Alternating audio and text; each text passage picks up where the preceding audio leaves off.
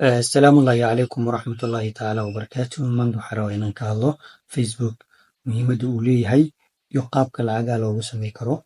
marka hore waxaa sameyneysaa Facebook waxaa ka dhex furaneysaa page ka dhex furaneysaa ama business ha ahaado ama waxyaaba adiga soo gudbineyso ha ahaado marka intaas furitid waxaa lagaa rabaa oo 3 shuruud oo kale lagaa rabaa shuruuda koowaad waa in viewskaagi uu ku gaaro 60,000 inuu ku gaaro waa in flowgaani ku gaaro 5,000 marka 5,000 marka uu gaarayo viewskaagi aloro oo 60 waa u dhawaanaya ama uu gaaraya marka midda saddexaad aad samey karto waxay tahay videoyalka aad soo dhigayso in xayeysiin aad ku sameyso ama videoga xayeysiin oo $1 ama $2 aad ku shubto intaasoo kun qof lagu gaarsiiyo si oo sanad gudahoodii 10,000 15,000 aad u hesho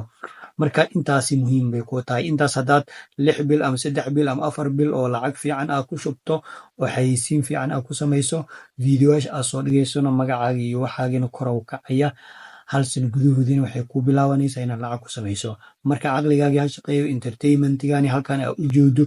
ka faa'iideyso marka sidaas samee